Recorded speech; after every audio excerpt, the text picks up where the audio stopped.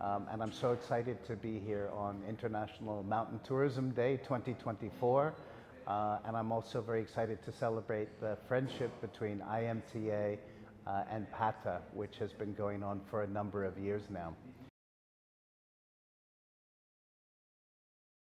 To understand mountain tourism, where it is today and where it will go in the future, I think the first thing we have to really recognize is the risks and the threat of climate change.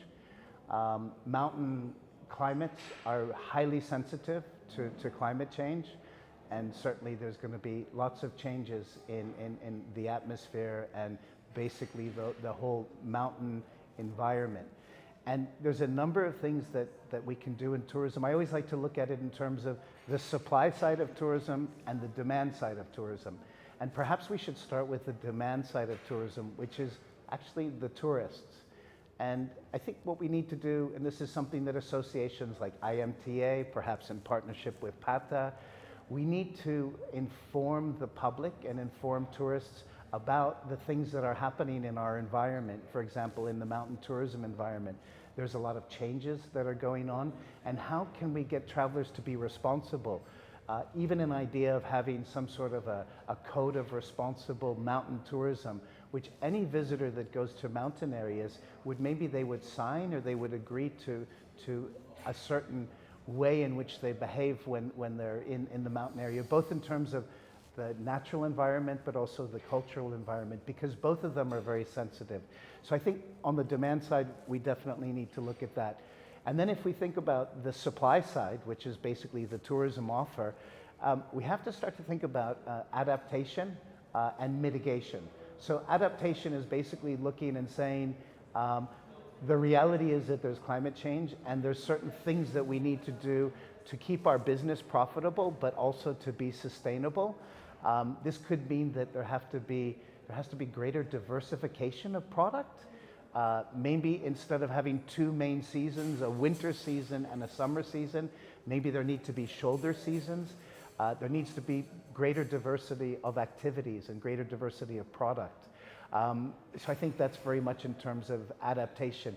And in terms of mitigation, we need to reduce greenhouse gases, we need to reduce litter, and so any tourism operator on the supply side that's working in the mountains has to really start to be very, very responsible in terms of reducing any type of negative environmental situation in terms of delivering their tourism product. So it's balance of demand, of supply, and also of adaptation and mitigation efforts. I think that's the way that we're going to go forward. And I think that where the associations can help, like IMTA, is to inform both the supply and the demand side and be an honest broker in terms of providing information, but also good practice. I think there are some destinations. I travel to China very often, and I see in China there's a lot of good practice in terms of mountain tourism. Those should be documented, and those ideas can be shared with the rest of the world. I think that China has learned a lot in terms of tourism, because China has this unusual situation where you have this massive domestic market and they travel all around China. So you've dealt with a lot of the challenges of carrying capacity, of all of the strain that tourism puts onto a destination.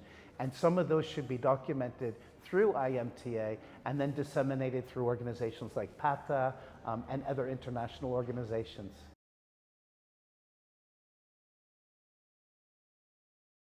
I think that it's very interesting I've worked in China for a long time, and I thought it was really interesting when I heard that there was not going to be any China National Tourism Administration anymore, and that it was all being merged into the Ministry of Culture and Tourism. And at first I was wondering, why? And the more times that I've traveled to China, the more I've realized that it makes a lot of sense, because like President Xi says, and as I've learned in China, the reason that many people are going to travel to a country like China is because of the culture, because of the diversity. Because I always say that China is not a country, it's a civilization. And I think that's really important to understand. So there's so much cultural nuance. It doesn't matter if you travel from the eastern seaboard of China to the western mountains. There's just so much diversity and so many beautiful things in terms of culture, gastronomy. The food is always different. I've always thought to myself, a Chinese chef must know how to cook thousands of different dishes. And I do congratulate both France and China for 60 years of cooperation.